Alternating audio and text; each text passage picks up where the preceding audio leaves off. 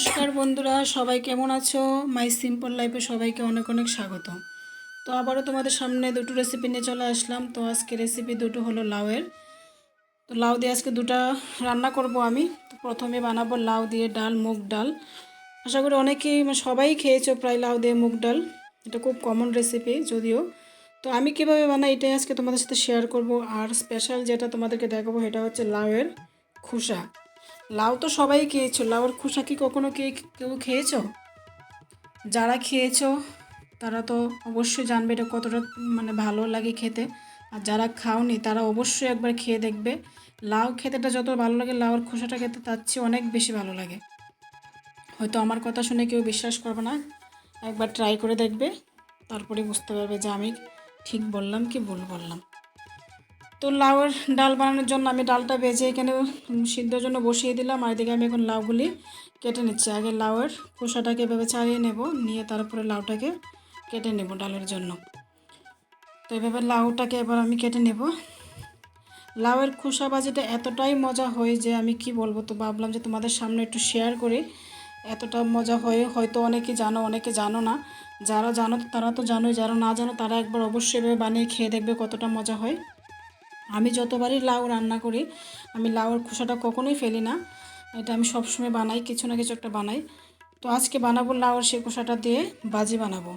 এতটা মজা হয়েছিল কি বলবো আমি। লাউটা আমার কাটা হয়ে গেছে, এখন আমি লাউয়ের খোসাটাকেও চিকন চিকন করে কেটে নেব। এভাবে এটা একসাথে বাজ করে নিলে তাড়াতাড়ি কাটতে সুবিধা হয়।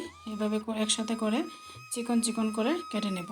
আলুর ঝুরি ভাজা যেরকম আমরা চিকন করে কাটি, ঠিক সেইভাবেই এটা কেটে নেব এখন।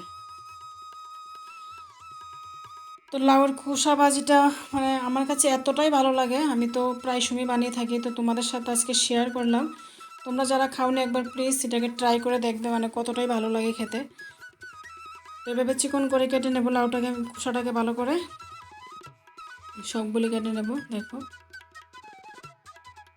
তো আমার লাউয়ের খোসাগুলো এখানে কাটা হয়ে গেছে। এটার সাথে আমি দিয়ে দেবো একটা মিডিয়াম সাইজ আলু। আলুটাকেও আমি এভাবে চিকন করে কেটে নেব। একদম খোসাটা যেভাবে কাটলাম এভাবে কেটে নেব।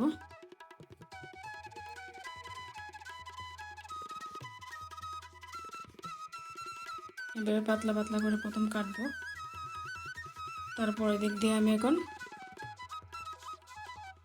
এখন লম্বা লম্বা করে চিকন চিকন করে এভাবে সুন্দর করে কেটে নেব।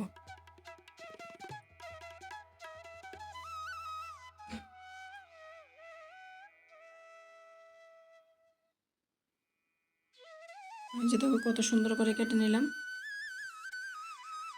তো আমার এদিকে ডালটা সিদ্ধ হয়ে গেছে, আমি এটাকে এখন কড়াইয়ের মধ্যে নিয়ে আসলাম। তো ডালের মধ্যে আমি এখন লাউগুলি দিয়ে দিলাম, এখানে দিয়ে এটাকে ভালো করে একটু মিক্স করব।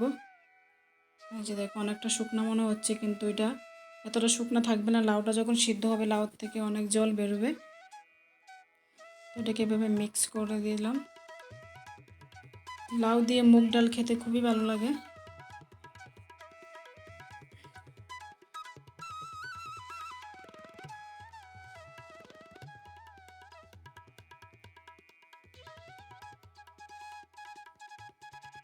তো এখানে হলুদ গুঁড়ো দিয়ে দেব। হলুদ গুঁড়ো দিয়ে এটাকে আবার একটু ভালো করে মিক্স করব। মিক্স করে তারপরে একটু ঢাকা দিয়ে রাখবো, যাতে লাউটা ভালো তাড়াতাড়ি সিদ্ধ হয়ে যায়। এই দেখো লাউর থেকে অনেকটা জল বেরিয়েছে, একটু ঢাকা দিয়ে রেখেছিলাম আমি। এখন আবার একটু ঢাকা দিয়ে রাখবো যাতে লাউটা পুরোপুরি সিদ্ধ হয়ে যায়।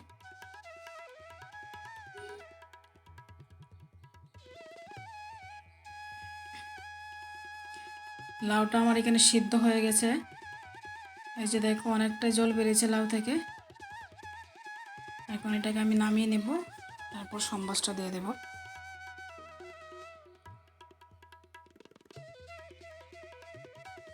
তো এখানে কড়াইয়ের মধ্যে কড়াইটাকে ধুয়ে এখানে বসিয়ে দিলাম।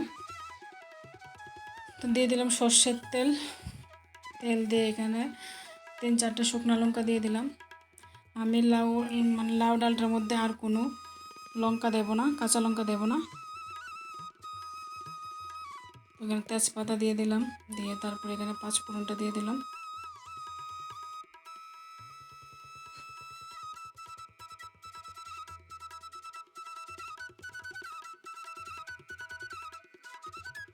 পাঁচফোড়নটা এখানে ভালো করে ভাজা হয়ে গেছে। তো এখানে দিয়ে দেবো এখানে আদা। আদা ছাড়া তো লাউ ডাল খেতে একদমই ভালো লাগবে না, আদা তো দিতেই লাগবে মাস্ট। অন্য কোনো মশলা যেহেতু এটার মধ্যে আর পড়বে না। তো এখন আদাটা ভাজা হয়ে গেছে, আমি ডালটা এখন এটার মধ্যে ঢেলে দেবো।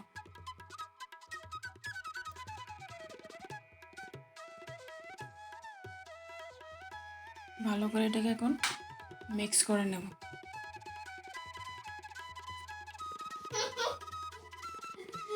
এই যে দেখুন, দেখতে কতটা সুন্দর হয়েছে, খেতেও ঠিক ততটাই ভালো হয়েছিল। খুবই মজা হয় লাউ দিয়ে মুগ ডাল। তো আমার এখানে ডালটা হয়ে গেছে, এটা আমি এখন নামিয়ে নেব।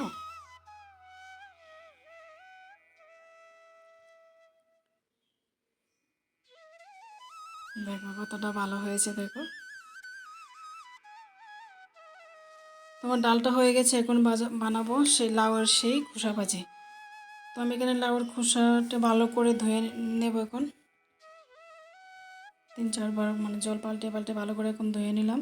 নিয়ে এখন ভাজিটা করব। কড়াইয়ের মধ্যে ধুয়ে কড়াইটা বসিয়ে গরম হয়ে গেল, তারপর তেল দিয়ে দিলাম। এখন এখানে দিয়ে দিলাম লাউয়ের খোসা আর আলু কেটে রাখা ছিল, এটা এখানে দিয়ে দিলাম। ভালো করে নুন হলুদ দিয়ে এখন এটাকে একটু মিক্স করব। মিক্স করে ঢাকা দিয়ে রাখবো। ঢাকা দিয়ে রাখলে তাড়াতাড়ি সিদ্ধ হয়ে যাবে। এখন কড়াইয়ের মাঝখানে একটু ফাঁকা করে এখানে একটু তেল দিয়ে দিলাম। তেলটা দিলাম হচ্ছে, আমি এখানে পেঁয়াজ দিয়ে দেব।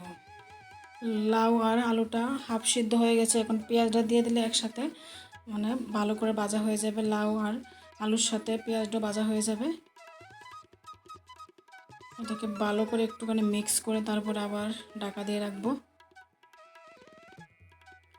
লাউয়ের এই খোসা ভাজিটা খেতে এতটা মজা হয়, যারা খাওনি তারা তো বুঝবে না, একবার হলো খেয়ে দেখো, খুবই মজা হয় খেতে।